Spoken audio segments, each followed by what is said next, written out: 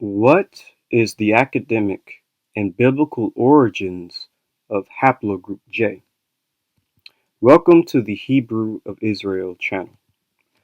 This next series of videos will answer that exact question, the academic understanding and the biblical understanding of Haplogroup J, and who are they? This is important because we're trying to discover who are the ancient Hebrews of Israel. And some people believe that haplogroup J is Semitic. So this is what we're going to try to figure out and discover. With that being said, we will be using 4 fields of anthropology to figure out this question of haplogroup J, if it is indeed Proto-Semitic in origin and belongs to the ancient Israelites. But what are the 4 fields of anthropology? So the 4 fields of anthropology is physical anthropology, archaeology, linguistic anthropology, and cultural anthropology. These methods will help us figure out who are the early haplogroup J males. The basic questions we'll have to ask ourselves is this. 1. What are the origins of haplogroup J? 2. What early human ethnic groups that we can study had haplogroup J? 3. What was the culture of these early haplogroup J men? 4. What language did these early haplogroup J men speak? 5. What ancient ethnic groups had haplogroup J? 6. What did these early haplogroup J men look like? And 7. With all this information put together, who would haplogroup J best harmonize with from a biblical perspective? This method will help us figure out who are the early haplogroup J males, because as we know, many ethnic groups lived in the ancient Near East. Who did these early J men belong to? Was it the Israelites or someone else? Because we had Hurrians and Elamites and Gutians and Kazites and Sumerians and Amorites and Semites. All types of people lived in the ancient Near East. So who does J best fit? Furthermore, we also know linguistically that there was various languages other than Semitic that was spoken in the ancient and even modern Near East. So, what language family does early haplogroup J men belong to? Was it the Israelites or some other population, some other group of people? Because we have Semitic, we have Caucasian, we have Altic, we have even Indo-European in the Near East. So who does J belong to the most?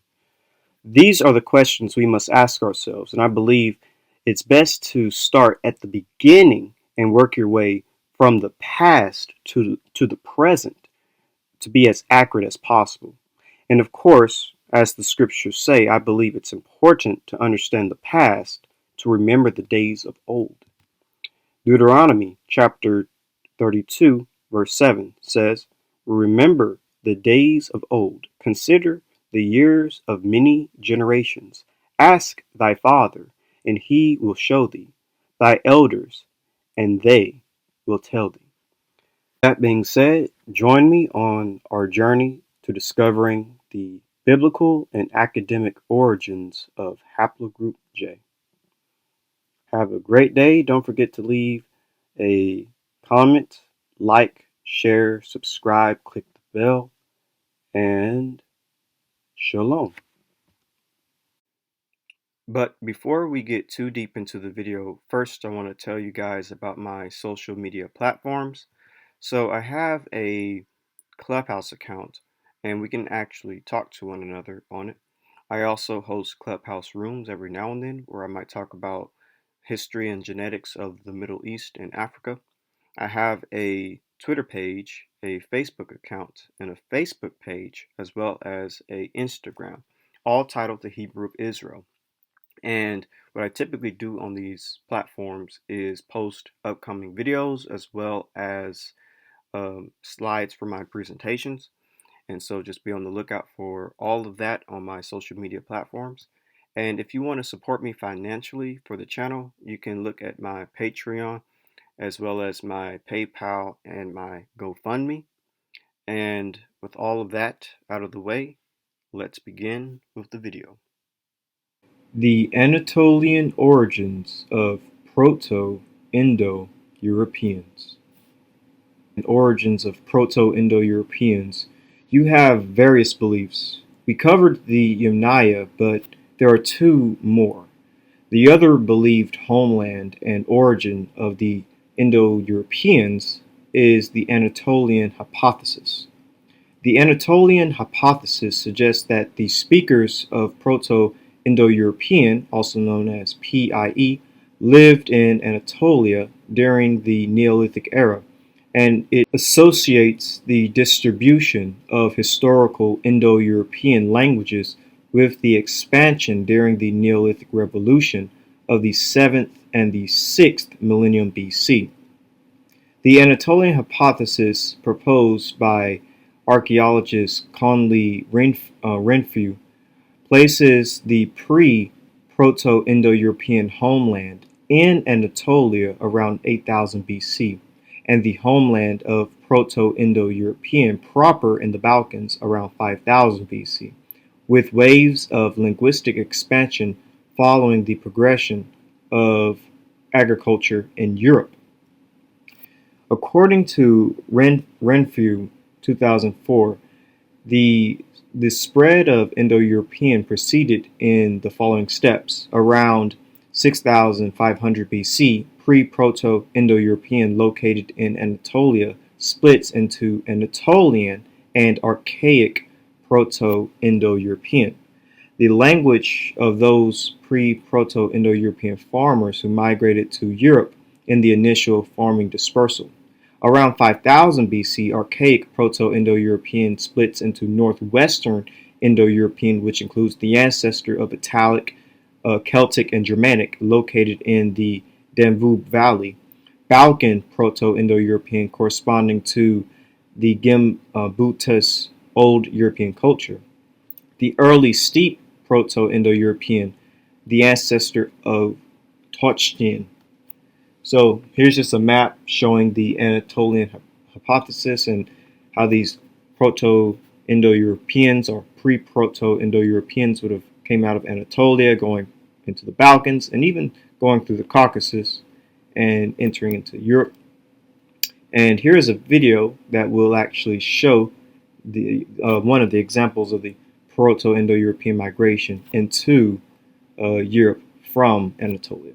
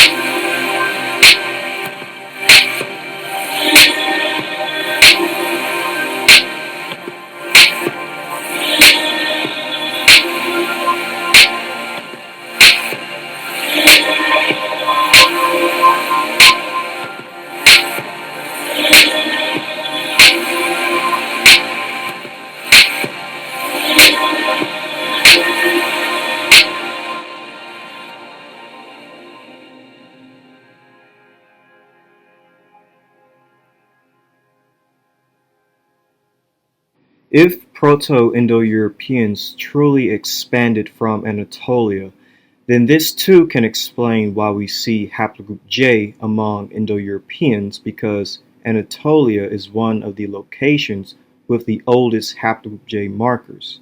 Therefore, this could make Haplogroup J one of the many Y DNA markers of Indo-Europeans. So here's just a map again showing the distribution of Indo-European languages, as well as the distribution of haplogroup J, and they do overlap one another. So this is the Anatolian Proto-Indo-European origins, or hypothesis. If you enjoyed the video, please do not forget to leave a like and a comment for any questions you might have. Click the bell, subscribe, share the video, and don't forget to follow the socials that I mentioned at the beginning of the video. And with all of that out of the way, have a great day and shalom.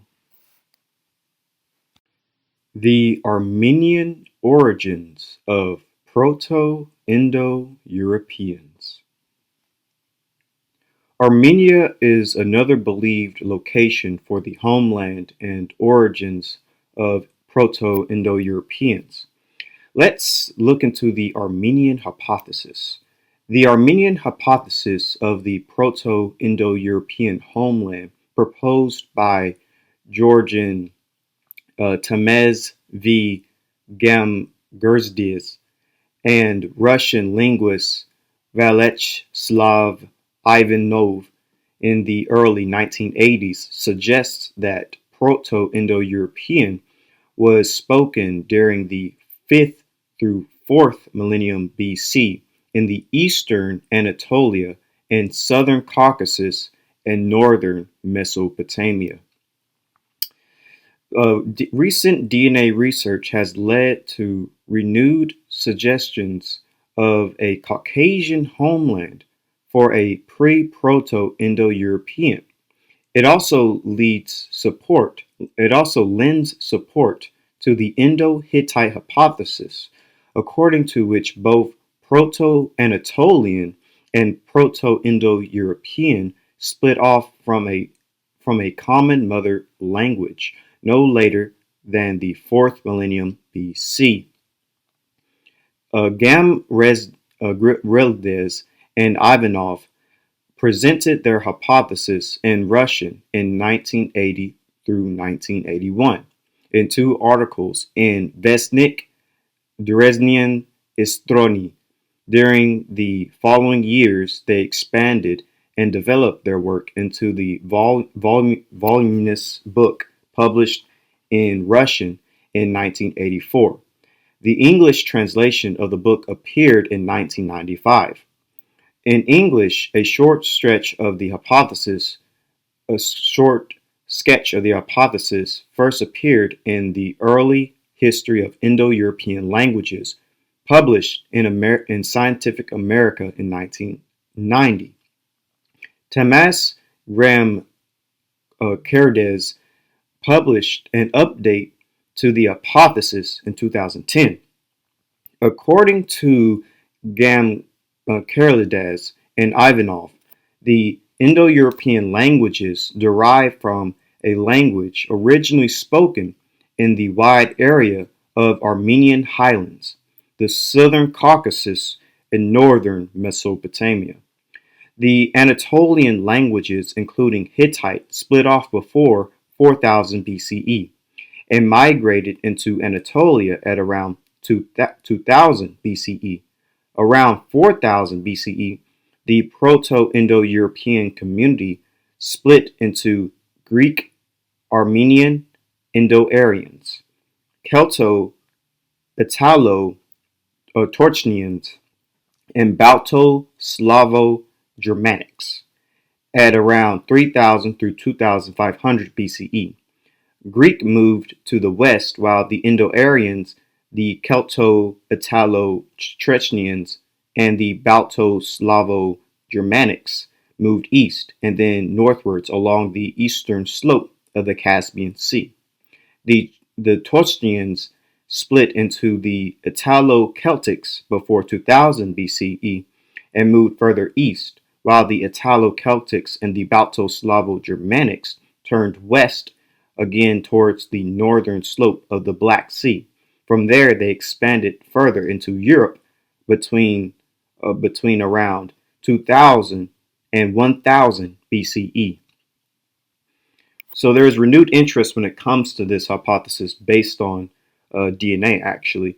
Recent DNA research, 2015 through 2018, has led to renewed suggestions of a Caucasian homeland for a Proto-Indo-European. It also has been proposed by some to lend support to an Indo-Hittite hypothesis, according to which both Proto-Anatolian and Proto-Indo-European split off from a common mother language no later than the 4th millennium BCE. Heck, at 2015 states that the Armenian Plateau hypothesis gains in plausibility since the Yamnaya partly descend from a Near Eastern population, which resembles present-day Armenians.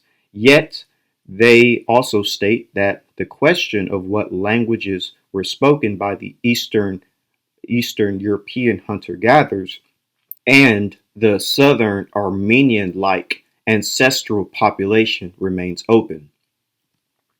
David Reach, in his 2018 publication "Who Are We and Who We Got and How We Got Here," noting the presence of some Indo-European languages such as Hittite in parts of ancient Anatolia, states that the most likely location of the population that first spoke an Indo-European language was south of the Caucasus Mountains, perhaps in present-day Iran or Armenia, because ancient DNA from people who lived there matches what we would expect for a source population, both for the Yamnaya and the ancient Anatolians. Wang at 2018 note that the Caucasus served as a corridor for gene flow between the steppe and cultures south of the Caucasus during the Neolithic and the Bronze Age, stating that this opens up the plausibility of a homeland of Proto-Indo-European south of the Caucasus. Christine Christesny, in an interview with Der Spiegel in May 2018, stated that the Yamnaya culture may have had a predecessor at the Caucasus where Proto-Indo-European was spoken. I believe that Armenia being the origins of Proto-Indo-Europeans to be extremely plausible, especially when you look at it from a genetic perspective. Now, understand this: an Armenian origin of Proto-Indo-European wouldn't disprove the Yamnaya or the Anatolian origins of Proto-Indo-European, because basically, ancestral Proto-Indo-European would have originated in Armenia or south of the Caucasus and then spread to the Pontic Steppe and to become the Yamnaya culture. Also, another ancestral Proto-Indo-European branch would spread to Anatolia from Armenia. Basically, from Armenia, the two locations that Proto-Indo-Europeans would have settled would have been Anatolia and the Pontic Steppe. They basically, as a visualization, when Proto-Indo-Europeans came out of Armenia or the Southern Caucasus, the two places that they would have went to is the Pontic Steppe and Anatolia, which is again why I'm saying that this doesn't disprove the Yamnaya or the Anatolian hypothesis.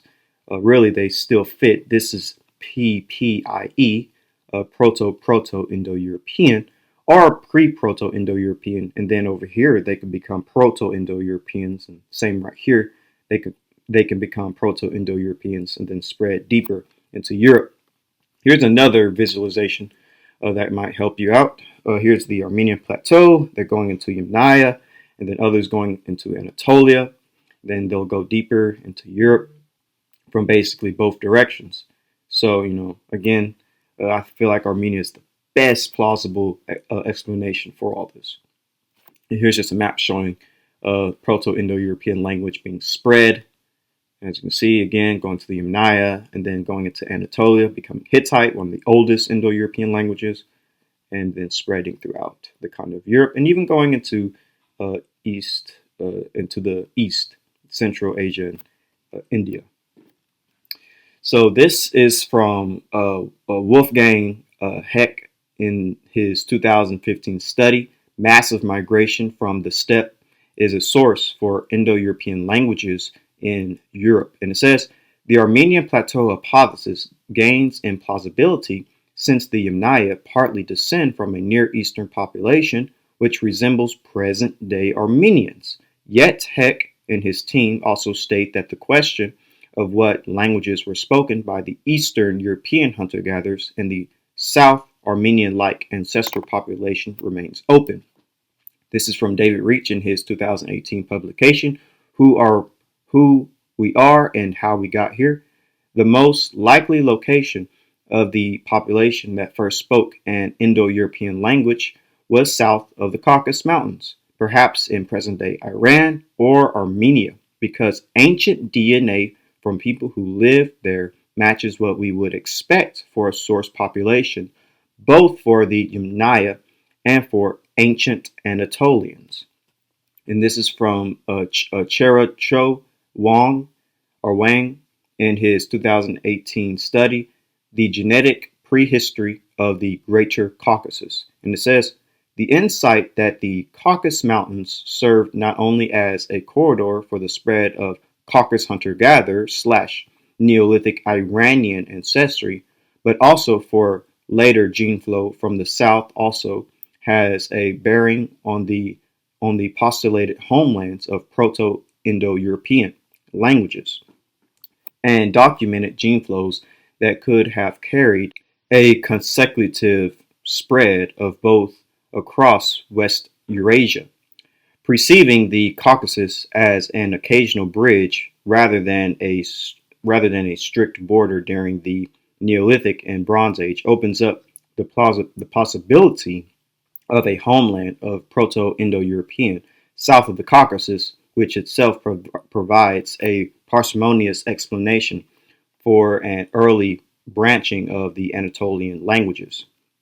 And this is from Peter de Barros Damgaard in his 2018 study, The First Horse Herders and the Impact of Early Bronze Age Steppe. And it says, they further note that this lends support to the Indo-Hittite hypothesis, according to which both Proto-Anatolian and Proto-Indo-European split off from a common mother language no later than the 4th millennium BCE. So this is from Dr. David Reach, a professor, by the way, in the Department of Genetics at the Harvard Medical School. And so it says, from 7,000 until 5,000 years ago, we observe a steady influx into the steppe of a population whose ancestors trace their origin to the south as it bore genetic affinity to ancient and present-day people of Armenia and Iran, eventually crystallizing in the Yamnaya or the Yamnaya, who were about a 1-to-1 ratio of ancestry from these two sources. A good guess is that the migration proceeded via the Caucasus isthmus between the Black and Caspian Seas. Ancient DNA available from this time in Anatolia shows no evidence of steppe ancestry similar to that in the Yamnaya. This suggests to me that the most likely location of the population that first spoke an Indo-European language was south of the Caucasus Mountains, perhaps in present-day Iran or Armenia, because ancient DNA from people who lived there matches what we would expect for a source population, both for the Yamnaya and for ancient Anatolians. Basically, what they're saying is, the DNA, the steppe DNA isn't in Anatolians, but we do find this Caucasus DNA both in the Anatolians and also in the Yamnaya. So it's likely that this Caucasus or Caucasian Iranian / Armenian-like DNA would have been the source of the origin of Proto-Indo-Europeans, because we find in both Anatolia and the Yamnaya, but we don't find steppe in Anatolia. But yet the ancient Anatolians were Indo-European people. In this scenario, if this scenario is right, the population sent one branch up into the steppe mixing with steppe hunter-gatherers in a 1-to-1 ratio to become the Yamnaya as described earlier, and the other to Anatolia, to found the ancestors of people there who spoke languages such as Hittite. So yeah, he explains it right there. And our analysis shows, and by the way, this is from Lizard's 2016 study, Genomic Insight into the Origin of Farming in the Ancient Near East. And it says, our analysis showed that the ancient population of the Chalcolithic Iran, Chalcolithic Armenia, Bronze Age Armenia, and Chalcolithic Anatolia were all composed of the same ancestral components. And so this is from genetic evidence for an origin of the Armenians from Bronze Age mixing of multiple populations. And it says, the position of the Armenians within global genetic diversity appears to mirror the geographical location of Turkey, which forms a bridge connecting Europe, the Near East, and the Caucasus. It is believed to have been the origin and or route for migrating Near Eastern farmers towards Europe during the Neolithic, and has probably also played a major role in the dispersal of the Indo-European languages. So, from a linguistic, geographical, and genetic perspective, I believe Armenia to be the best location for Proto-Indo-Europeans. Again, an Armenian origin of Proto-Indo-European wouldn't disprove the Yamnaya or the Anatolian origin of Proto-Indo-Europeans. Basically, ancestral Proto-Indo-European would have originated in Armenia and then spread to the Pontic steppe to become the Yamnaya culture, and the other ancestral Proto-Indo-Europeans in Armenia would have spread to Anatolia. Basically, from Armenia, the two locations that Proto-Indo-Europeans would have settled was Anatolia and the Pontic steppe. And so here's just a visualization of that. And it's basically what David Reach said, that, both peoples, the Yamnaya and the Anatolians, have this Caucasian-like DNA, but the Anatolians don't have this specific Eastern European hunter-gatherer DNA. So, but with both of these locations, these peoples having Caucasus DNA, and this being the place where you see a lot of old ancient Indo-European, it's likely that this is the homeland that they would have went to. So here's another visualization of that. Anatolian speakers, which would be your Hittites, one of the oldest Indo-European language, and the Yamnaya, who will be the Indo-Europeans that we know of today, who they will descend from. And here's just another visualization of that. Anatolian languages and Hittite languages spreading from, the Caucasus, southern Caucasus, specifically in Armenia, and then some going north into, the modern day Ukraine to spread the various Indo-European languages we know of today that still exist. So, also, another reason why I subscribe to the Armenian origin of Proto-Indo-Europeans is because, from a biblical perspective, whether it's old Earth or young Earth, having Proto-Indo-Europeans close to the Tower of Babel is kind of important, from definitely a young Earth perspective. And we know that the Tower of Babel was, according to the narrative, when the Most High created the languages from Shem, Ham, and Japheth's descendants who were, at the tower. And of course, the Indo-European languages would belong to one of Noah's sons. So that language family has to belong to one of Noah's sons, therefore placing the origins of Indo-European in Armenia. This is actually a great fit biblically. Genesis chapter 11, verse 1 through 9. Now the whole earth had one language and one speech, and they said, "Come, let us build ourselves a city and a tower, whose top is in the heavens. Let us make a name for ourselves, lest we be scattered abroad over the face of the whole world," or whole earth. But the Lord came down to see the city and the tower, which the sons of men had built. "Come, let us go down, and there confuse their language, and that they may not understand one another's speech." So the Lord scattered them abroad from over the face of all the earth, and they ceased building the tower, the city. Therefore, its name is called Babel, because there the Lord confused the language of all the earth, and from there the Lord scattered them abroad over the face of all the earth. And the Tower of Babel was likely in the Middle East, somewhere near Iraq. And the descendants of the peoples who spoke Proto-Indo-European, they just would have went north, essentially, to Armenia or to the southern Caucasus, spreading the Indo-European languages after the Tower of Babel. This, of course, will be from a more young Earth perspective, like a 6,000 year, 10,000 year, 12,000 year Earth range. And so, basically, kind of fits that biblical story if you were to go with that route. So this is where we end the Armenian origins of Proto-Indo-Europeans. If you enjoyed the video, don't forget to like, share, and subscribe, and click the bell, and leave a comment for any questions you might have. And don't forget to follow any of the social media accounts that I mentioned at the beginning of the video. And with all of that out of the way, have a great day and shalom.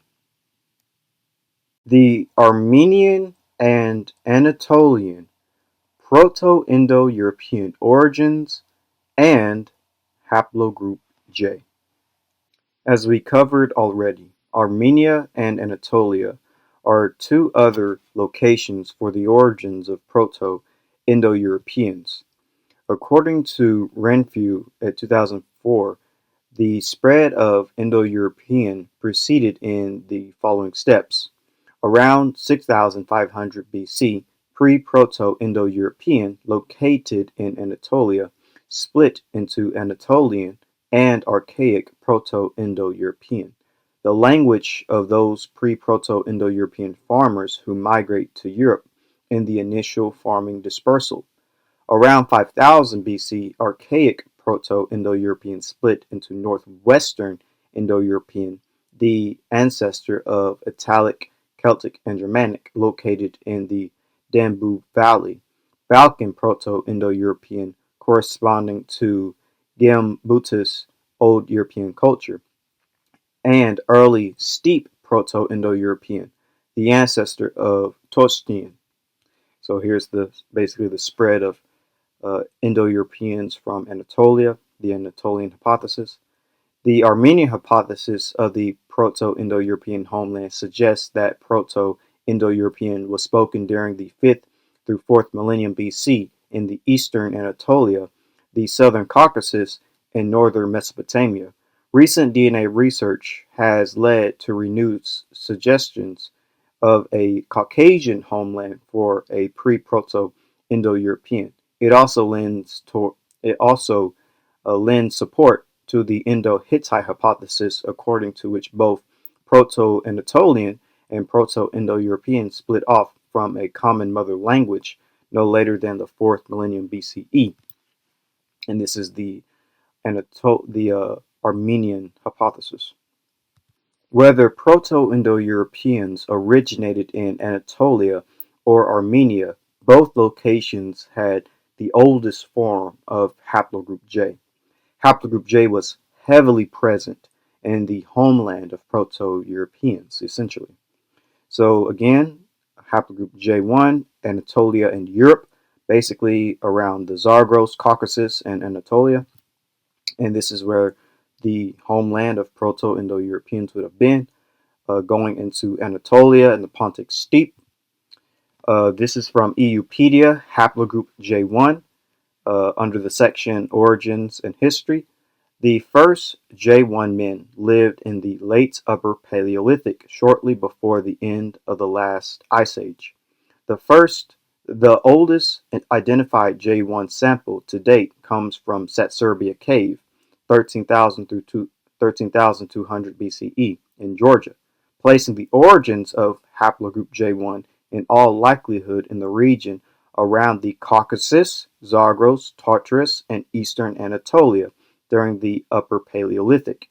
Like many other successful lineages from the Middle East, J1 is thought to have undergone a major population expansion during the Neolithic period. Cranori in 2010 found that the greatest genetic diversity of J1 haplotypes was found in eastern Anatolia near Lake Van and central Kurdistan. The mountainous terrain of the Caucasus, Anatolia, and modern Iran, which wasn't suitable for early cereal farming, was an ideal ground for goat and sheep herding and catalyzed the progmation of J1 pastoralis.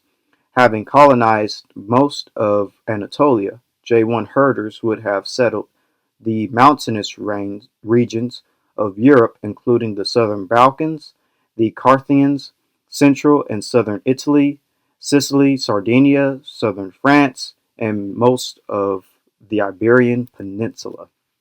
And this is EUpedia as well, but it's Haplogroup J2, and we're reading the section dealing with origins. Haplogroup J2 is thought to have appeared somewhere in the Middle East towards the end of the last glaciation between 15,000 and 22,000 years ago.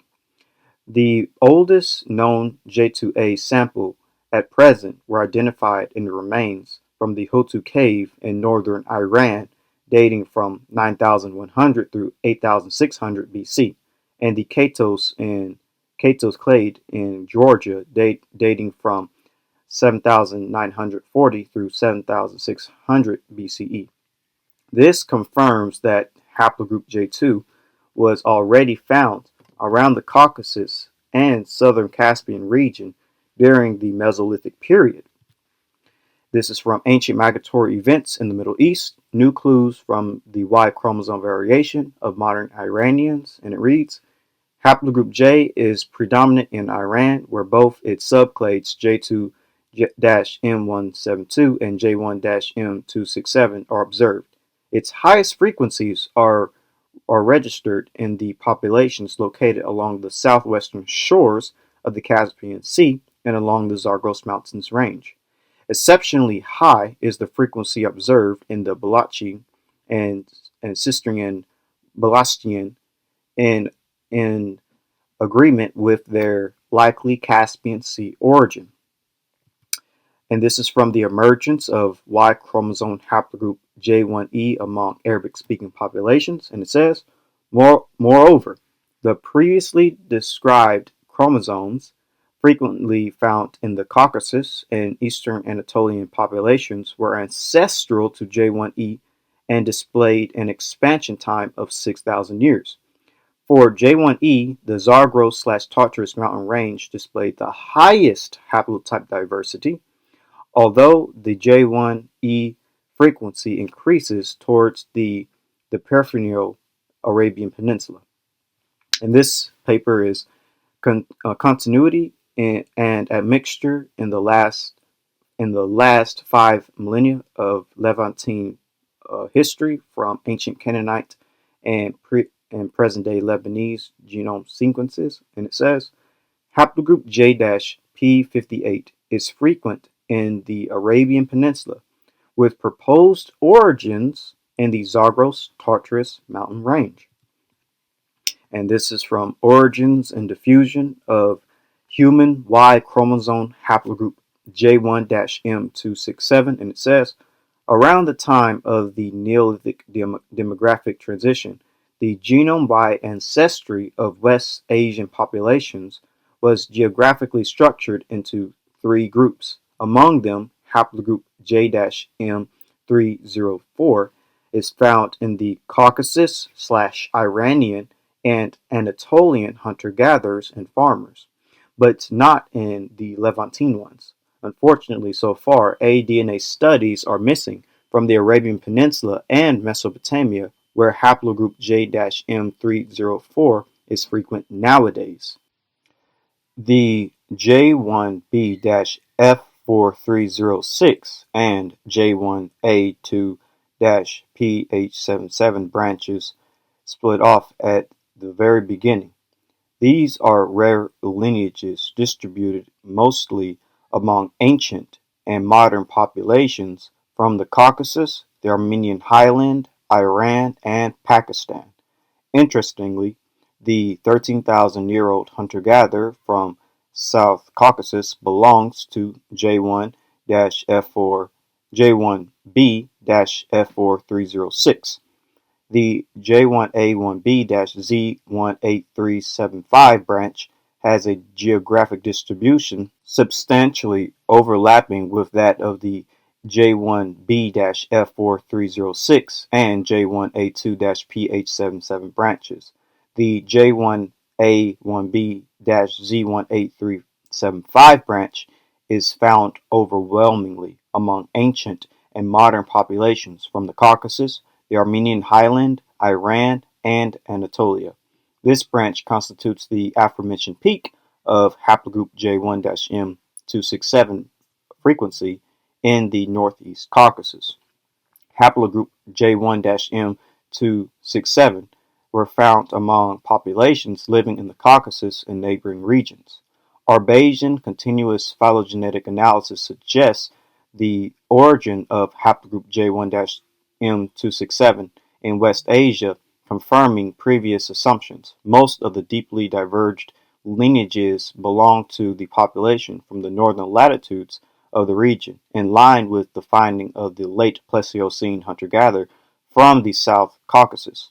Our analysis provides better statistical confidence for the origin of haplogroup J1-M267 in the area encompassing the Caucasus, the Armenian highland, and the Zagros Mountains. So, haplogroup J would definitely be part of the lineage of Proto-Indo-Europeans when they expanded, whether it was from the Pontic steppe, Anatolia, or Armenia. So, haplogroup J is in Anatolia and Europe, and we see it again in the Caucasus, Zagros, and Anatolian region, where Proto-Indo-Europeans would have originated from, because they would have expanded from the Armenian plateau into Anatolia and into the northern Caucasus of the Pontic steppe. And so this is heavily where J was, going into the Yamnaya culture and into the Anatolian speakers. And this is why I would say J is part of the lineage of various Proto-Indo-Europeans, because they would have spread from that very range, that very region of the world. And when we look at the Indo-European language distribution, we see that it perfectly overlaps with haplogroup J, specifically haplogroup J2. This is from EUpedia, haplogroup J1, and it says most J1 Europeans belong to J1-Z1828 branch, which is also found in Anatolia and the Caucasus, but not in Arabic countries. The Z1842 subclade of Z1828 is the most common variety of J1 in Armenia and Georgia. And this is from How Eurasia Was Born. While early Indo-Europeans who originally crossed from Anatolia in the Bronze Age were most likely represented by various J2 subclades, genetic data suggests that as soon as they reached Central Europe, they assimilated large masses of the native population, and from then on, the rest of their expansion were characterized by more recently formed subclades of the haplogroups characteristic to the native populations. Haplogroup J2A and J2B all have subclades that spread out both to Europe and through the Iranian plateau to India. What further complicates the situation is that their earliest subclades that had spread to Europe the first time are older than their earliest subclades that had spread to India through the Iranian plateau. Both of these haplogroups at the same time have subclades widespread in Syria and Mesopotamia, but most of these subclades that are younger than their subclades that had first spread to Europe. This suggests a starting location of these subclades somewhere around Anatolia, since had their starting location between Syria and Mesopotamia. Then the later regions would be abundant in ancient subclades of these haplogroups predating their first spread to Europe.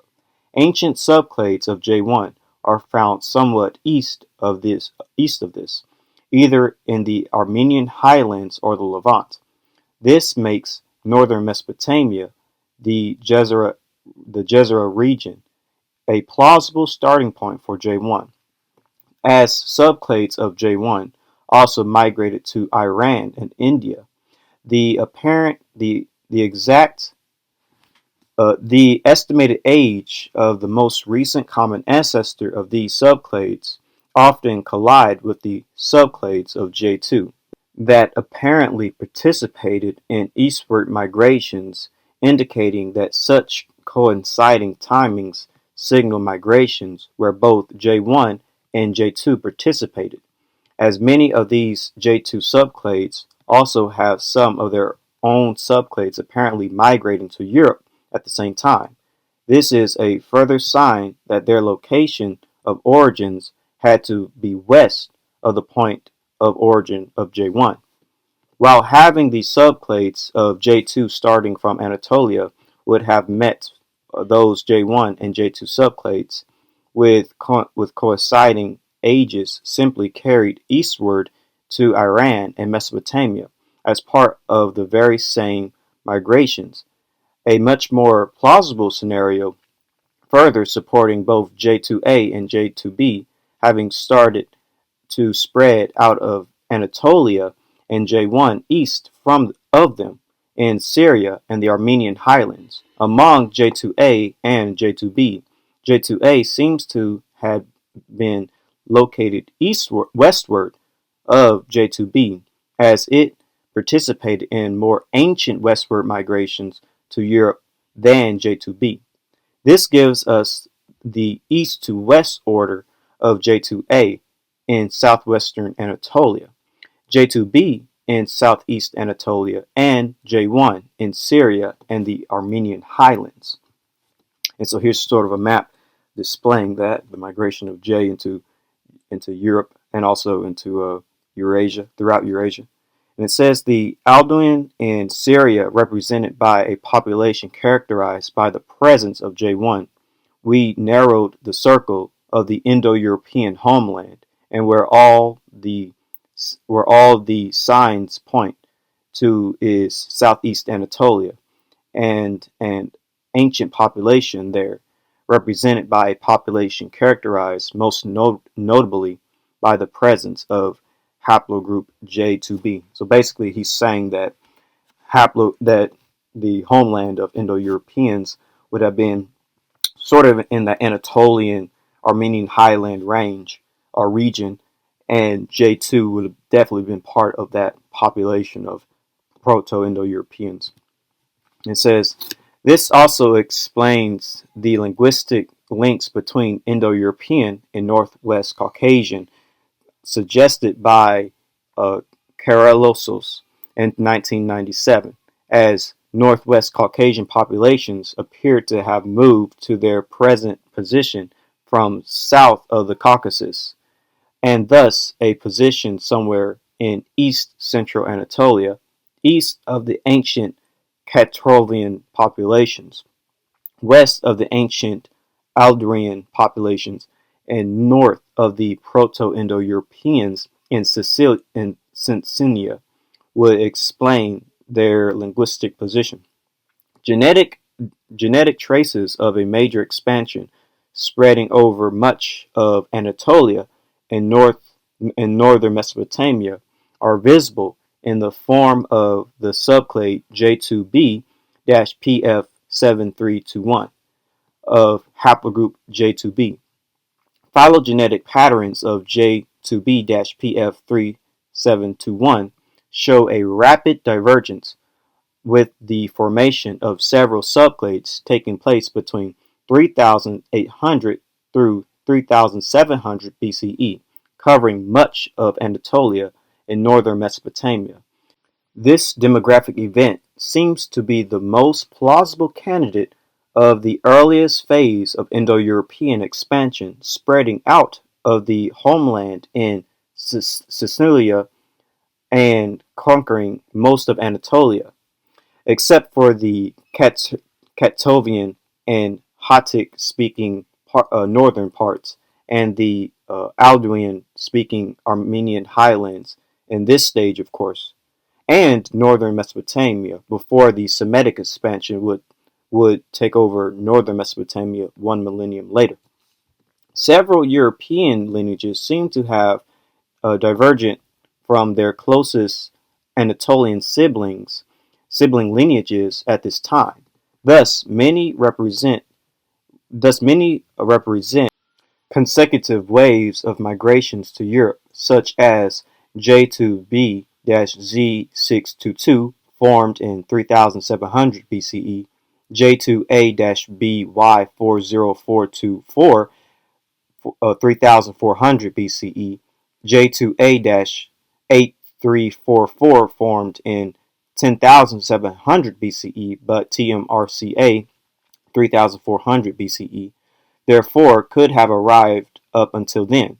J2B-Y22063 formed in 2400 BCE, J2B-Z2507 2400 BCE, J2A-Z8352 2300 BCE, J2A-Y93015 19,000 BCE, or 1900 BCE, J2A-Z39995 1700 BCE, and J2A-Z435 1600 BCE. TMRCA is 1500 BCE, spread over broad regions of Europe.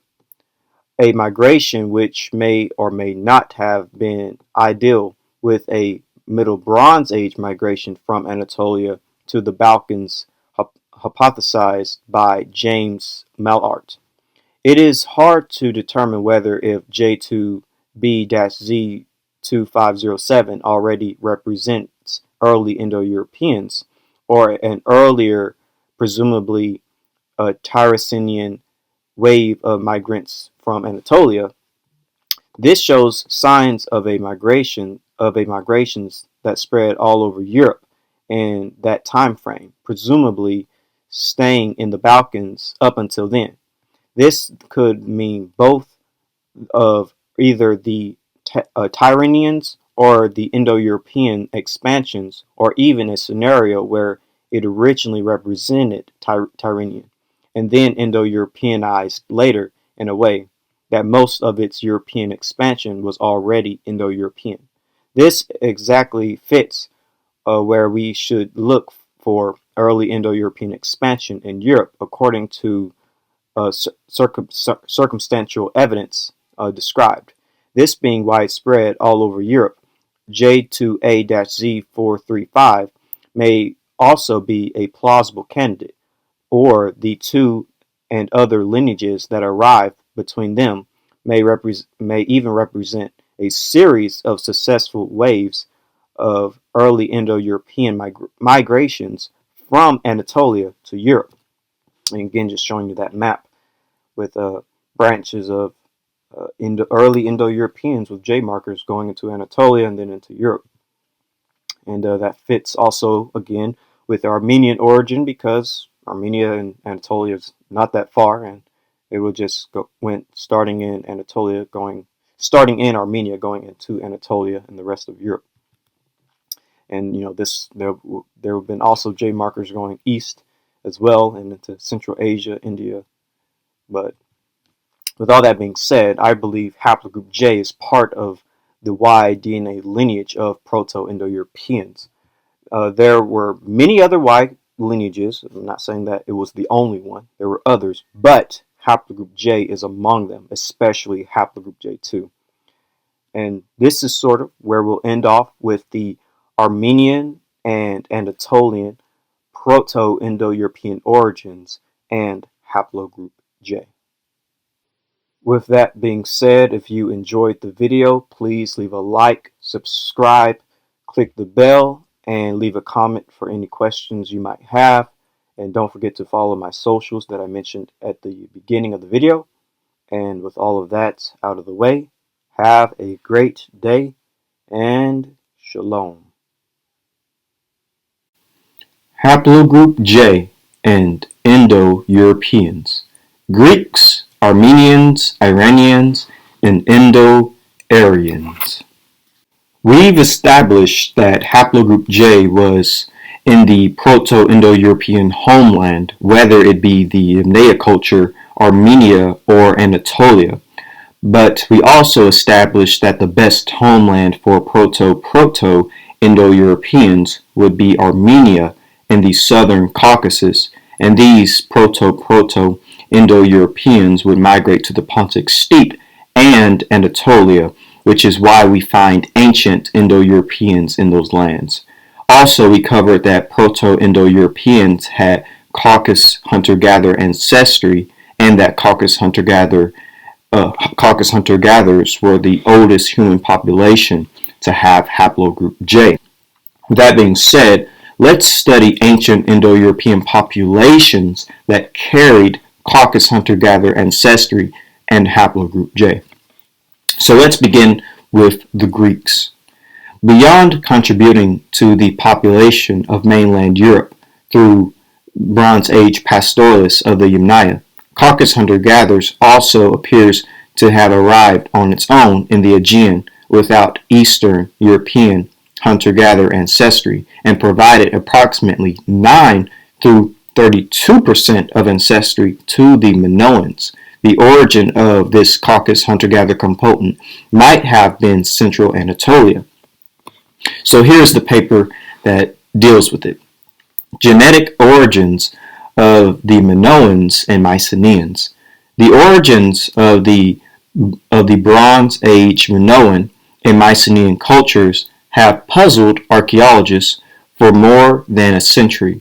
We assembled genome-wide data from 19 ancient individuals, including Minoans from Crete, Mycenaeans from mainland Greece, and their eastern neighbors from southwest Anatolia. We show that Minoans and Mycenaeans were genetically similar, having at least 3/4 of their ancestry from the first Neolithic farmers of western Anatolia and the Aegean, and most of the remainder from ancient populations like those of the Caucasus and Iran, which is very interesting. However, the Mycenaeans differed from Minoans in deriving additional ancestry from an ultimate source related to the hunter-gatherers of Eastern Europe and Siberia, introduced via a proximal source related to either the inhabitants of either the Eurasian steppe or Armenia. So that's very interesting. We carried out principal components analysis, projecting ancient samples into the first two principal components inferred from present-day West Eurasian populations that formed two north-south parallel clines in Europe and the Near East along PC2. Minoans and Mycenaeans are centrally positioned in the PCA, framed to the left by ancient populations from mainland Europe and the Eurasian steppe, to the right by ancient populations from the Caucasus and Western Asia, and to the bottom by early Middle Neolithic farmers from Europe and Anatolia. The Bronze Age individuals from southwestern Anatolia are also distinct intermediate between Anatolian and Levantine populations toward the bottom, and populations from Armenia, Iran, and the Caucasus towards the top. This analysis shows that all Bronze Age populations from the Aegean and Anatolia derived most 62 through 86% of their ancestry from an Anatolian Neolithic related population. However, they also had a component of 9 through 32% of Eastern Caucasus Iranian related ancestry. It was previously shown that this type of ancestry was introduced into mainland Europe via Bronze Age pastoralists from the Eurasian steppe, who were a mixture of both Eastern European hunter-gatherers and populations from the Caucasus and Iran. The Eastern influence in the Bronze Age populations from Greece and southwestern Anatolia is also supported by an analysis of their Y chromosomes. 4 out of 5 males belonging to Minoans, Mycenaeans, and southwestern Anatolians belong to Haplogroup J. Very interesting. Which was rare or non-existent in earlier populations from Greece and western Anatolia, which were dominated by Y chromosome haplogroup G2. Haplogroup J was present in Caucasus hunter-gatherers and a Mesolithic individual from Iran, and its spread westward may have accompanied the Eastern genome-wide influence. The Minoan civilization emerged from 2700 BCE and could have been founded by colonists from the Kora-Araxes culture who would have brought bronze working with them. Modern Cretans have the highest percentage of G2A at 11%, J1 at 8.5%, J2A at 32%, and L plus T at 2.5% together in Greece, and the highest percentage of J1 and J2A in all Europe, for that matter. The 3 haplogroups associated with the Kora-Araxes culture. In fact, it seems that many branches of J2A may have expanded from the South Caucasus from the Paleolithic onwards. The presence of these haplogroups and mixtures in southern Italy almost certainly represent Kora-Araxes ancestry inherited from Minoan Greeks from the Aegean Islands. And this is from Wikipedia, titled Haplogroup J-2. And continuing, it says, outside the Caucasus, the highest frequency of J2 are observed in Cyprus at 37% and Crete at 34%. And here's just a map showing haplogroup J2, and you do see a very high percentage in Anatolia, well, of course, the Caucasus, Anatolia, and the southern Europe of the Balkans, and even Italy. And here's just a map of J1. It's also present in these regions as well. So what have we learned so far? Minoans and Mycenaeans, ancestral Greeks, had Caucasus hunter-gatherer ancestry and haplogroup J. Furthermore, they had Anatolian, Armenian, Caucasian, and Iranian-related ancestry. Lastly, let's look at the phenotype of ancient Greeks. What did they, look like? Who would they best fit? So this is from Science magazine. The Greeks really do have near mythical origins, ancient DNA reveals. And it says, not surprisingly, the Minoans and Mycenaeans looked alike, both carrying genes for brown hair and brown eyes. And this is from Genetic Origins of the Mycenaeans and Minoans, and it says, phenotype predictions from genetic data has enabled the reconstruction of the appearance of ancient Europeans, who left no visible record of their pigmentation. By contrast, the appearance of the Bronze Age people of the Aegean has been preserved in colorful frescoes and pottery depicting people with mostly dark hair and eyes. And so this is from The Races of Europe by Carlton Stevens Kuhn. And he says in his book, headed, hook-nosed Hittite-like element and a brachycephalic type. In the late Cretan period, 70% of 47 skulls were brachycephalic. The round-headed element was clearly on the increase during the Bronze Age, and it may have begun entering the island at any time between 3000 and 2100 BC. Judging from the evidence of Asia Minor and Palestine, we may suppose that this took place near the late than the early date. The round-headed element in Cyprus, which appears identical with that from Al-Ashir, is numerous enough to warrant statistical comparisons. Frest calls the skulls Armenoid, and they do resemble Iron Age and modern Armenians quite similarly. So basically, Carlton is saying that the skulls in the area of Crete are Cyprus. They're Armenoid skull. They're round-headed, and it's in the same time period that we're studying when it comes to the Bronze Age, which is fairly interesting. So this is the type I would say that he found. This is called the Litord type, a type of coastal European regions that contain Mediterranean and Drenid Armenioid elements. You've got to include that Armenoid type of phenotype. Probably the result of ancient migrations from Asia Minor across the sea, which is what we're dealing with, found from Lebanon to central Turkey to Cyprus, which is what we just said, Greece, Italy, Spain, and France. Light brown skin, straight to curly brown or black hair, and dark eyes. So this is sort of what you kind of would have. So now let's move on to the Armenians when it comes to Haplogroup J and Indo-Europeans.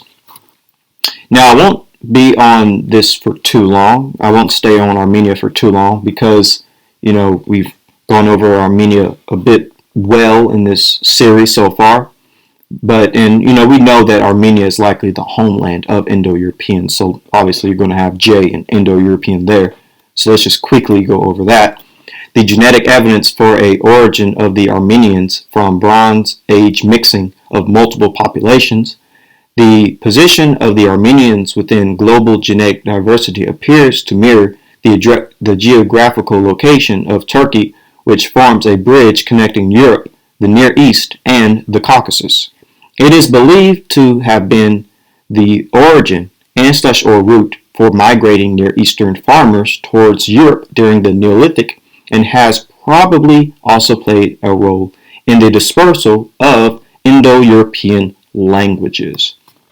Our analysis shows that the ancient population of the Chalcolithic Iran, Chalcolithic Armenia, Bronze Age Armenia, and Chalcolithic Anatolia were all composed of the same ancestral components, and that was from genomic insights into the origin of farming in the ancient Near East. And this is from Dr. David Reach, and it says, from 7,000 until 5,000 years ago, we observe a steady influx into the steppe of a population whose ancestors traced their origin to the south as it bore genetic affinity to ancient and present-day people of Armenia and Iran, eventually crystallizing in the Yamnaya, who were about a 1-to-1 ratio of ancestry. From these two sources, a good guess is that the migration proceeded via the Caucasus, Armenius, between the Black and Caspian Seas. Ancient DNA available from this time in Anatolia shows no evidence of steppe ancestry, similar to that in the Yamnaya.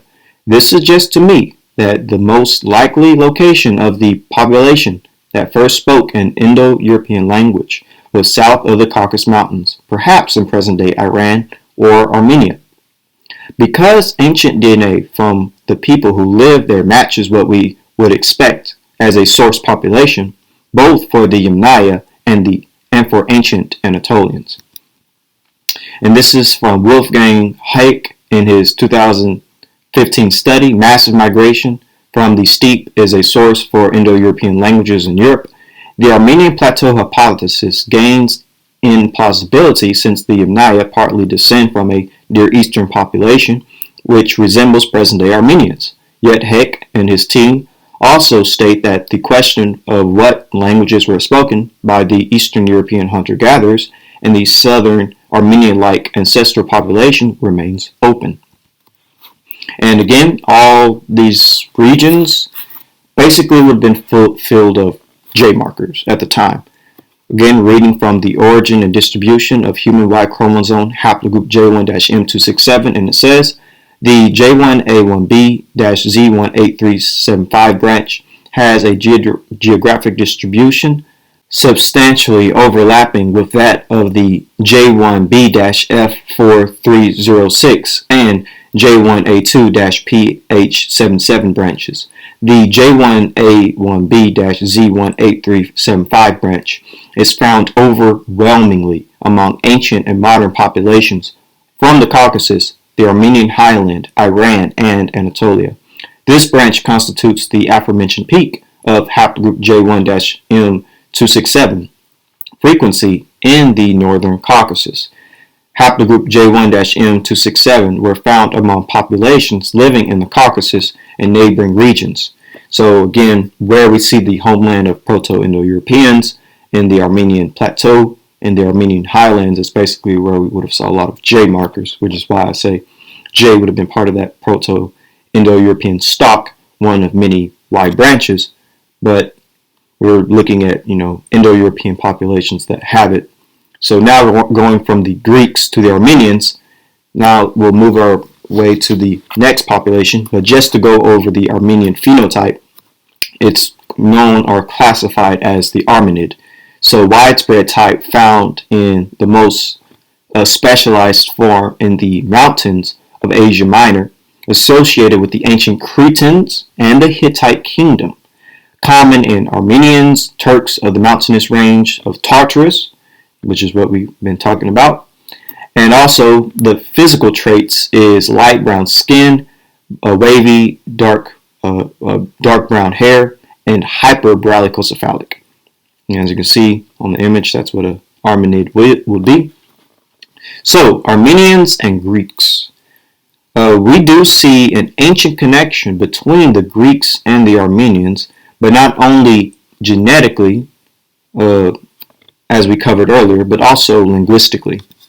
So, the Armenio-Peregrines are a hypothetical people of Western Asia, specifically of Asia Minor and the Armenian highlands during the Bronze Age. The Bronze Age collapse and its aftermath. They would be the common ancestors of both Peregrines and Proto-Armenians. In turn, Armenio-Peregrines would be the descendants of the Greco-Peregrines, common ancestors of Greeks, ancient Macedonians, Peregrines, and also Armenians. Greco-Armenian or Hellenio-Armenian is a hypothetical common ancestor of Greek and Armenian that postdates Proto-Indo-European. The hypothetical Proto-Greco-Armenian stage would need to date to the 3rd millennium BC and would be only briefly different from earlier late Proto-Indo-European or Greco-Armenio-Aryan. The term Armenio-Peregrine is also used for a hypothetical language branch, which would include the language spoken by the Peregrines and the Armenians, and would be a branch of the Indo-European language family or a sub-branch of either the proposed Greco-Armenio-Aryan or Armenio-Aryan branch. There are two conflicting theories regarding the potential origins of the Armenio-Peregrines. Ancient Greek historian Herodotus stated that Armenians were colonists from Peregria, and some modern scholars instead believe that a Proto-Armenio-Peregrine population originated in eastern Anatolia or the Armenian highland, from where the Peregrines later migrated westward. According to some scholars, there is evidence of language borrowing Armenianisms from the Proto-Armenian language into Hittite and Eritrean, what would prove the presence of Proto-Armenians in the Armenian highlands in the lands of ancient Armenia since at least the end of the 2nd millennium BC. One of the theories about the emergence of Armenian in the region is that Balkan-speaking settlers related to Peregrines, the Mushki and slash or the retroactively named Armenio-Peregrines, who had already settled in the western parts of the region before the kingdom of Van was established in Urartu.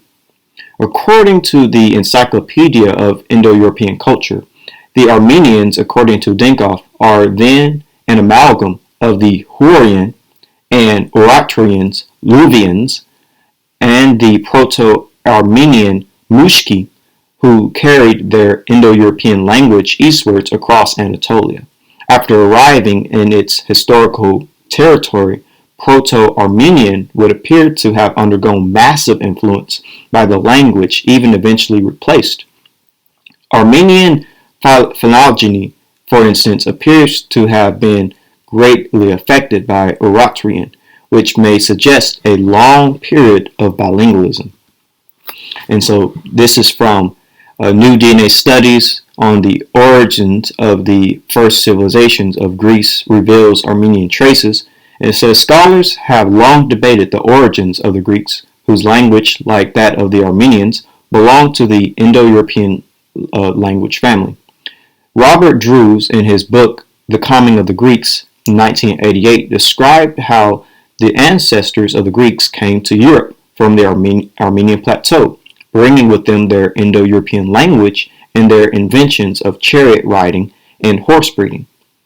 And this is a quote from the book, "It is certain that the inhabitants of the forested areas of Armenia very early became accomplished woodworkers, and it now appears that in the second millennium they produced spoked-wheeled vehicles that served as models as far away as China. And we have long known that from the second millennium onwards, Armenia was important for the breeding of horses. It is thus not surprising to find that what clues we have suggested that chariot or warfare was pioneered in eastern Anatolia. Finally, our picture of what the Proto-Indo-European speakers did and when owes much to the recently proposed hypothesis that the homeland of Proto-Indo-European speakers was Armenia. So now let's look into the Iranians when it comes to Haplogroup J and Indo-Europeans. So, first of all, Iranians are an Indo-European people. A lot of people actually don't know this. Iranians are Indo-Europeans. And we have found Haplogroup J in Mesolithic Iran. Many modern-day Iranians also have Haplogroup J. Furthermore, Iran is close to the homeland of Indo-Europeans as well. So this is from EUpedia, Haplogroup J-2, and it says Haplogroup J-2 is thought to have appeared somewhere in the Middle East towards the end of the last glaciation between 15,000 and 22,000 years ago. The oldest known J2A sample at present were identified in remains from the Hotu cave in northern Iran dating from 9,100 through 8,600 BCE and from Katos Cade in Georgia dating from 7,940 through 7,600 BCE. This confirms that Haplogroup J2 was already found around the Caucasus and the Caspian Sea region during the Mesolithic period. And so here's that J sample that was found in the Mesolithic Iran, north of Iran near the Caspian Sea. And this is from Ancient Migratory Events in the Middle East, New Clues from the Y chromosome variation of modern Iranians. And it says, Haplogroup J is predominant in Iran, where both its subclades J2-M172 and J1-M267 are observed. Its highest frequencies are registered in the populations located along the southwestern shores of the Caspian Sea and along the Zagros mountain range. Exceptionally high is the frequency observed in the Balachi and Cistercian Balachian in arrangement with their likely Caspian Sea origin. And this is from Origin and Diffusion of human Y chromosome haplogroup J1-M267. And it says around the time of the Neolithic demographic transition, the genome-wide ancestry of West Eurasian populations was geographically structured into three groups. Among them, haplogroup J-M304 is found in the Caucasus/Iranian and Anatolian hunter-gatherers and farmers. And this is from David Reach in his 2018 publication, Who We Are and How We Got Here. The most likely location of the population that first spoke an Indo-European language was south of the Caucasus, perhaps in present-day Iran or Armenia, because ancient DNA from people who lived there matches what we would expect for a source population, both for the Yamnaya and for ancient Anatolians. So I'm just reading that to show that Iran and Armenia is the place for the Indo-European languages. And just one more quote to solidify it. Chenyan Cho Wang, in his 2018 study, The Genetic Prehistory of the Greater Caucasus, and it reads, the insight that the Caucasus Mountains served not only as a corridor for the spread of Caucasus hunter-gatherer / Neolithic Iranian ancestry, but also for later gene flow from the south, also has a bearing on the postulated homelands of Proto-Indo-European languages and documented gene flows that could have carried a consecutive spread of both across West Eurasia, perceiving the Caucasus as an occasional bridge rather than a strict border during the Neolithic and Bronze Age, opens up the possibility of a homeland of Proto-Indo-Europeans south of the Caucasus, which itself provides a parsimonious explanation for an early branching off of Anatolian languages. So just to show you that Iranians are Indo-Europeans, the Iranian peoples are a diverse Indo-European ethno-linguistic group identified by their use of the Iranian language and other cultural similarities. So just to show you that the Iranian, basically the tree of it coming from Proto-Indo-Europeans, so you have from Proto-Indo-European to Proto-Indo-Iranian is a reconstructed proto-language of the Indo-Iranian branch of Indo-European. Its speakers, the hypothetical Proto-Indo-Iranians, are assumed to have lived in the late 3rd millennium BC. And it says Proto-Indo-Iranian was a Satem language, likely removed less than a millennium from its ancestor, the late Proto-Indo-European language, and in turn removed less than a millennium from the Vedic Sanskrit of the Rigveda, its descendants. Proto-Indo-Iranian has been considered to form a subgroup along with Greek, Armenian, and Peregrine on the basis of many striking similarities in the morphological structure. And that part's fairly interesting. But then from there you get to Proto-Indo-Aryan. It is intended to reconstruct the language of the Proto-Indo-Aryans, being descendant from Proto-Indo-Iranian, which in turn is descendant from Proto-Indo-European. And so there's a map showing where those languages are spoken. And then of course you get to simply the Indo-Aryan. So the Indo-Aryan form a major language family of South Asia. They constitute a branch of the Indo-Iranian languages, themselves a branch of the Indo-European language family. And so from there you get Proto-Iranian is a reconstructed proto-language of the Iranian languages, branch of the Indo-European language family, and thus the ancestor of the Iranian languages. And it gives a list of the different languages.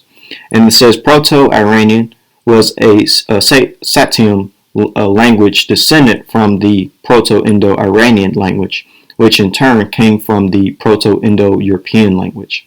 And then from there you get Indo-Iranian, which constitute the largest and southeasternmost extant branch of the Indo-European language family.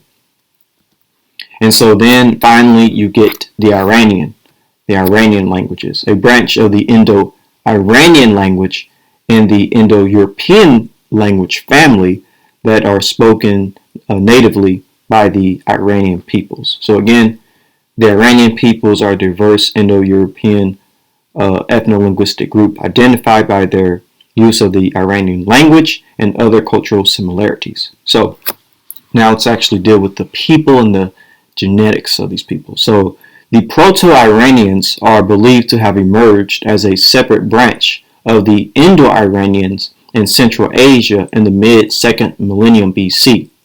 The ancient Iranian peoples who emerged after the 1st millennium BC included, and I'm just going to mention some of these groups, the Alans, Medians, Parthians, Persians, Sacs, Scythians, Cimmerians, and among other Iranian-speaking peoples of Western Asia, Central Asia, Eastern Europe, and the Eastern Steppe. And so just going to name some of the modern Iranian peoples include Kurds, Persians, and peoples of that of those groups. So now dealing with the DNA, the Y DNA of Iranians, J2-M172 is the most common haplogroup in Iran at 23%, almost exclusively represented by J2A-M410, subclade at 93%. The other major subclades being J2B-M12 appeared apart from Iranians. J2 is common in Arabs, Mediterranean, and Balkan peoples like Greeks, Albanians, Italians, Macedonians, and Turks. In the Caucasus, Armenians, Georgians, Chechens, English, northeastern Turkey, northwestern Iran, Kurds, Persians, whilst its frequency drops suddenly among Afghanistan, Pakistan, and northern India. In Europe, J2A is common among the southern Greece and southern Italy, whilst J2B is more common in Thracia, Macedonia, and common in central northern Italy. Thus, J2A and its subgroups within it have a wide distribution from Italy to India, whilst J2B is mostly confined to the Balkans and Italy. And that's very interesting because this is all the groups, locations, and peoples that we've been talking about dealing with Haplogroup J. Southern Europe with Greece and Italy, as well as the Caucasus and Iran. So it's all starting to come together. And so this is what an Iranian looks like, an Indo-Iranian, relatively recent contact type with a position intermediate between the Indo-Barchiid and Iraniid, widespread in Pakistan, Iran, and Afghanistan, reaching to northern India in the east and Turkey in the west. And they are physical traits light to medium brown skin, straight or wavy, brown, black, plentiful hair. So, as stated earlier, Iranians are an Indo-European people. We found Haplogroup J in Mesolithic Iran. Many modern-day Iranians have Haplogroup J. Furthermore, Iran is close to the homeland of Proto-Indo-Europeans. Now, let's actually combine the Greeks, Armenians, and Iranians. So there is actually a connection between Greeks, Armenians, and Iranians, one that I believe is important to mention. And it's called the Greco-Aryan, or the Greco-Armenio-Aryan.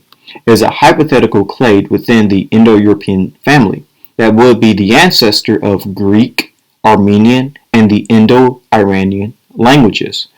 The Greco-Armenio-Aryan group supposedly branched off from the parent Indo-European stem by the 3rd millennium BC. In the context of the Armenian Hypothesis, Greco-Aryan is also known as late Proto-Indo-European or late Indo-European, to suggest that Greco-Aryan forms a dialect group, which corresponds to the latest stage of the linguistic unity in the Indo-European homeland in the early part of the 3rd millennium BC. By 2500 BC, Proto-Greek and Proto-Indo-Aryan had separated, moving westward and eastward from the Pontic Steppe, respectively. If Greco-Aryan is a valid group, Graysman's law may have a common origin in Greek and Sanskrit. With that being said, let's move to the Indo-Aryans, or the northern Indian peoples. Indo-Aryans traveled to India carrying Caucasus hunter-gatherer ancestry and Haplogroup J. Of course, Haplogroup J wasn't the only marker among the Indo-European invaders, but Haplogroup J was certainly among the Indo-Aryan invasion of India.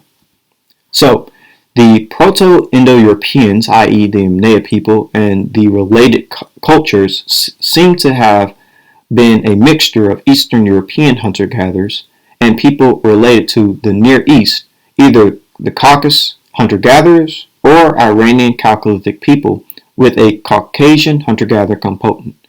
Each of those two populations contributed about half the Yamnaya DNA. According to Jones at 2015, Caucasus hunter-gatherers' genomes significantly contributed to the Yamnaya steppe herders, who migrated into Europe 3000 BCE, supporting a formative Caucasus influence on this important early Bronze Age culture.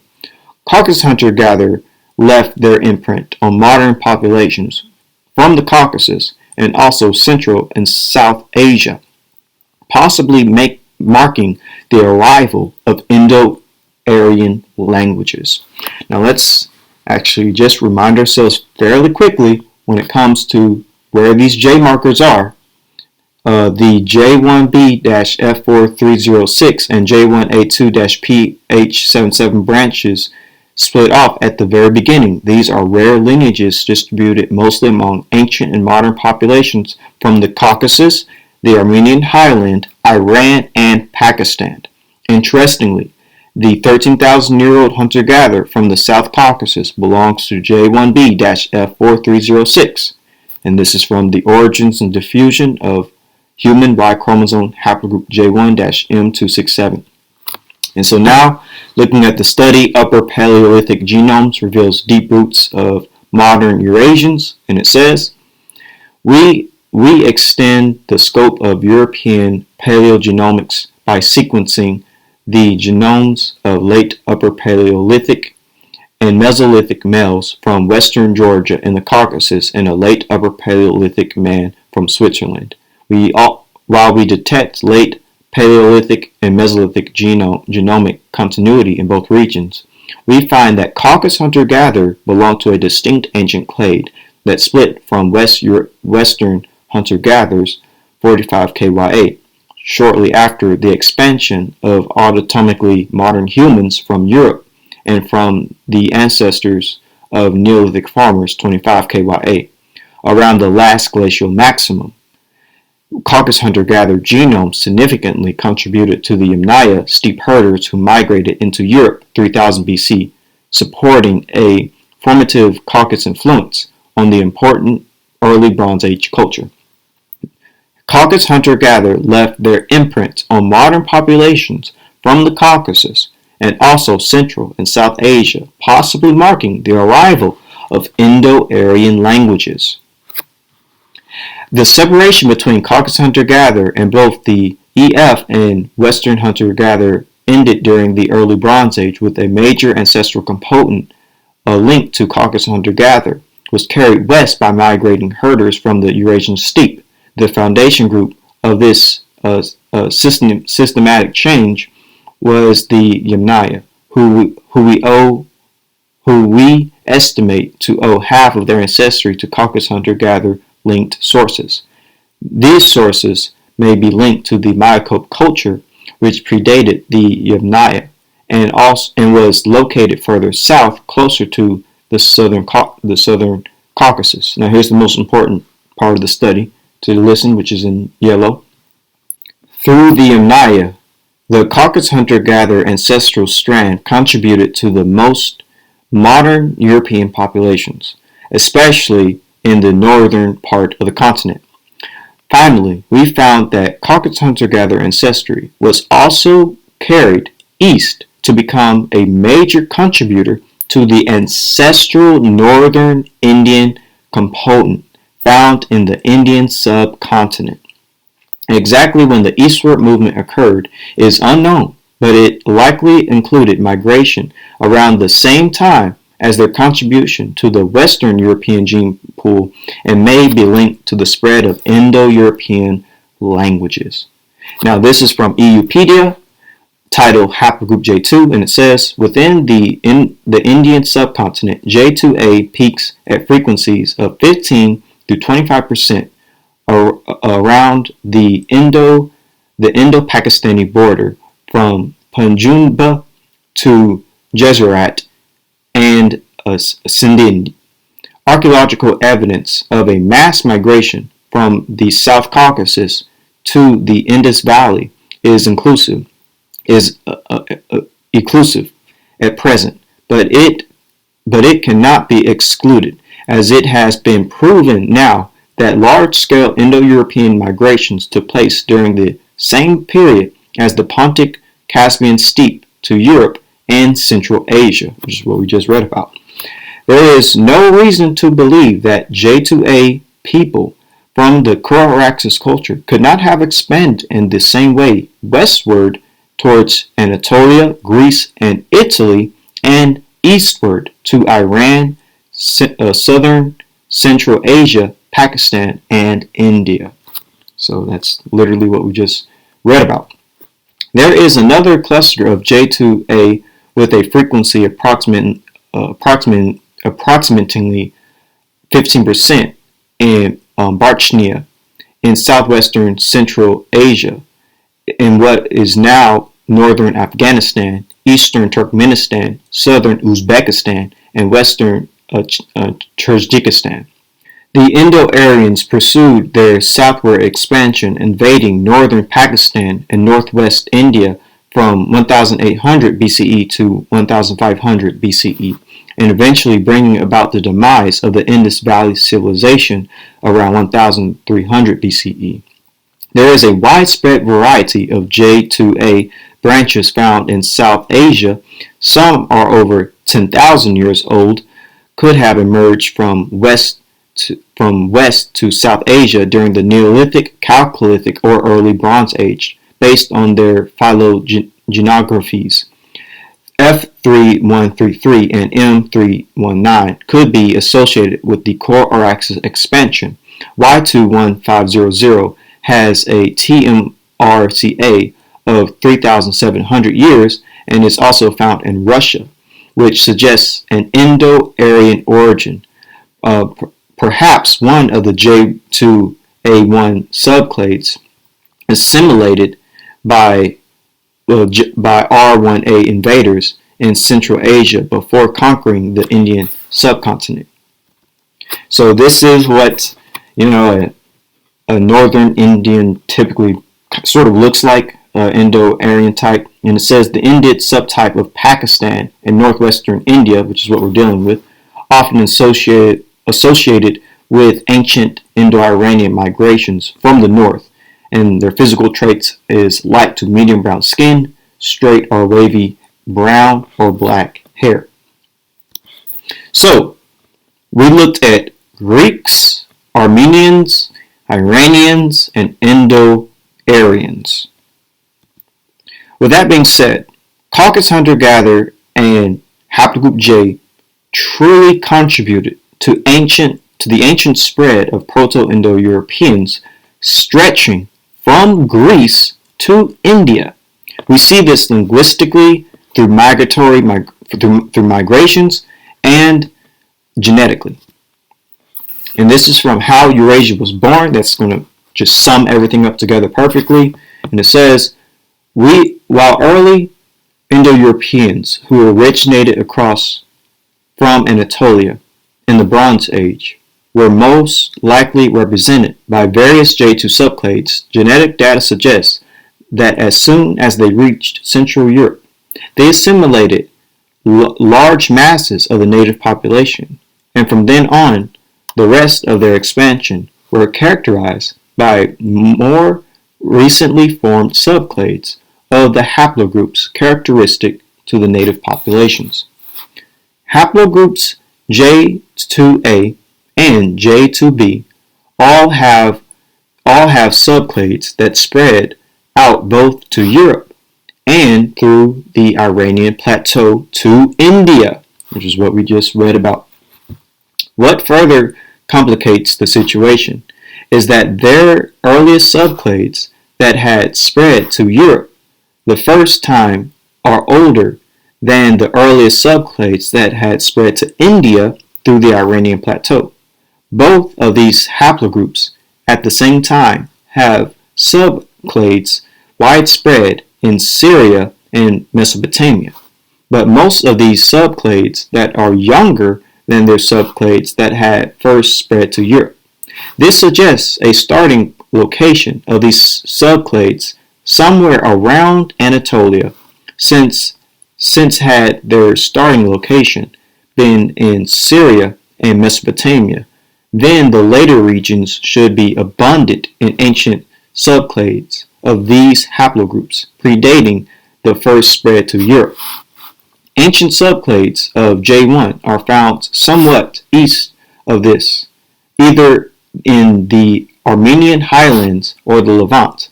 This makes northern Mesopotamia, the Jezreel region, a plausible starting point for J1, as subclades of J1 also migrated to Iran and India, and the estimated time of the most recent common ancestors of these subclades often collide with subclades of J2 and apparently participated in eastward migrations, indicating that such colliding times signal migrations where both J1 and J2 participated. As many of these J2 subclades also had some of their own subclades apparently migrating to Europe at the same time, this is a further sign that their location of origins had to be west of the point of origin of J1. While having these subclades of J2 starting from Anatolia would have met those J1 and J2 subclades with colliding ages simply carried eastward to Iran and Mesopotamia as part of the very same migration, a much more plausible scenario further supporting both J2A and J2B having started to spread out from Anatolia and J1 east of them in Syria and the Armenian highlands among J2A and J2B and J2A and J2B. J2A seems to have been located westward of J2B, and it participated in more ancient westward migrations to Europe than J2B. This gives us the west to east order of J2A in southwestern Anatolia, J2B in southeastern Anatolia, and J1 in Syria and the Armenian highlands. This also explains the linguistic links between Indo-European and Northwest Caucasian suggested by Calereso, as Northwest Caucasian populations appear to have moved to their present position from south of the Caucasus, and thus a position somewhere in east central Anatolia, east of the ancient Cattovian populations, west of the ancient Arduinian populations, and north of the Proto-Indo-European of Sicilia would explain their linguistic position. Genetic traces of a major expansion spreading over much of Anatolia and northern Mesopotamia are visible in the form of the subclade J2B-PF7321 of haplogroup J2B. Phylogenetic patterns of J2B-PF3721 show a rapid divergence from the formation of several subbranches taking place between 3800 through 3700 BCE, covering much of Anatolia and northern Mesopotamia. This demographic event seems to be the most plausible candidate of the earliest phase of Indo-European expansion, spreading out from the homeland in Sicilia and conquering most of Anatolia. Except for Katovian and Hattic-speaking northern parts, and the Aldoian-speaking Armenian highland in this stage, of course, and northern Mesopotamia, before the Semitic expansion would take over northern Mesopotamia 1 millennium later. Several European lineages seem to have divergent from their closest Anatolian siblings lineages at this time, thus may represent conclusive waves of migrations up to Europe, such as J2B-Z622 formed in 3700 BCE, J2A-BY40424 3400 BCE, J2A-8344 formed in 10700 BCE, but TMRCA is 3400 BCE, therefore could have arrived up until then.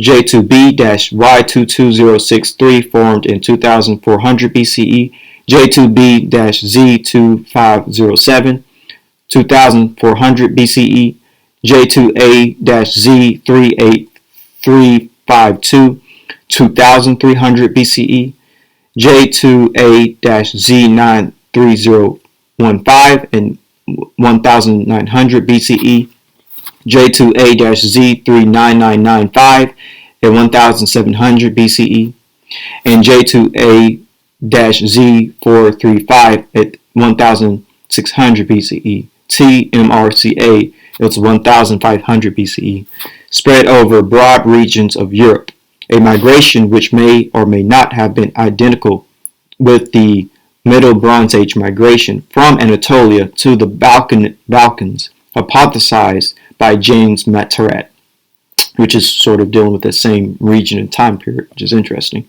It is hard to determine whether if J2B-Z2507 already represents early Indo-Europeans or an earlier, presumably Tartessian wave of migration from Anatolia. This shows signs of a migration that spread all over Europe in the time frame, presumably staying at the Balkans up until then. This could mean both of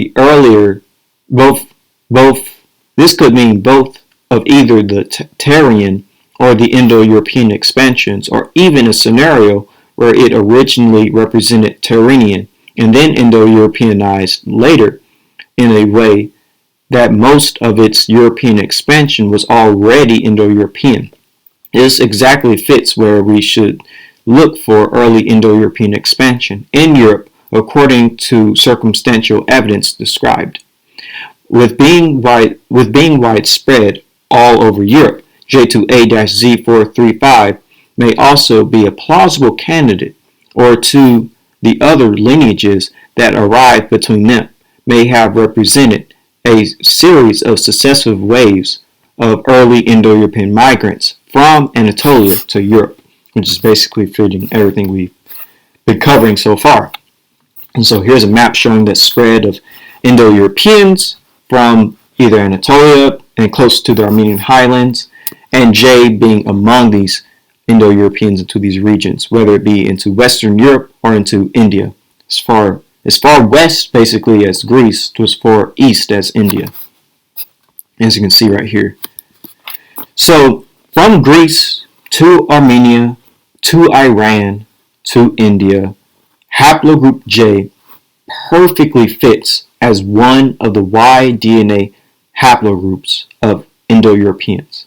We see this through language, through migration, and through genetics. Here's just a simple map showing the spread of Indo-Europeans beginning in Armenia, going west into Europe and east into India. And here I'm going to show you just linguistically the connection between Greeks, Anatolians, Armenians, Iranians, and Indo-Aryans. So just get a good look at this map. Like, for instance, when it comes to the word father, in Sanskrit it is pitir, and Iranian it is pitar, in Greek it is patir, and that is the word for father. And then for mother it is matir in Sanskrit, and then is matar in Iranian, and then it is mayar in Armenian, and is mitir in Greek. So you see the same basic connection between these peoples going all the way from Greece to India. They have very similar language. This is the Indo-European language. This is why it's similar. And this fits with Haplogroup J. We see that the Indo-European languages perfectly overlaps with Haplogroup J, specifically Haplogroup J-2, and everything just harmonizes together when all the information is put together. So everything matches perfectly and beautifully. Haplogroup J and Indo-European, stretching from Greece to India. As you can see on one image, just showing everything put together. From Greece to India, Indo-European, Haplogroup J. Haplogroup J is one of the many Indo-Europeans to migrate. Furthermore, phenotypically, people from Greece to Armenia to Iran to northern India all seem to share a similar phenotype: light tan skin, black hair, and brown eyes. This is the Greek type. I already read the definition, but I'm just going to let you look at the images. This is the Greek type. This is the Armenian type, or the Armenid type. This is the Indo-Iranian type, and this is the Northern Indian type. I will classify all these people, specifically the men who carry Haplogroup J, as being Armenid, and this is the simple Armenid type. I'm just going to quickly read it. Short-headed and high skull type with fleshy features, a flat occiput, and hooked nose, often black-haired with light brown skin. Common in mountain regions of Asia Minor, especially Armenia and Anatolia. So that's kind of what we're dealing with when it comes to these groups. In conclusion, from Greece to Armenia to Iran to India, we see that Caucasus hunter-gatherer ancestry was present in all these Indo-European populations. Furthermore, Haplogroup J was among these Proto-Indo-European migrants from Armenia, south of the Caucasus, the homeland of Indo-Europeans, where we see the oldest samples of Haplogroup J. So this basically concludes Haplogroup J and Indo-Europeans, Greeks, Armenians, Iranians, and Indo-Aryans. With that being said, this is where we end the video. If you enjoyed it, please leave a like, subscribe, click the bell, and share the video. And don't forget to leave a comment for any questions you might have, and follow all my social media accounts that I mentioned at the beginning of the video. And with all of that out of the way, have a great day and shalom.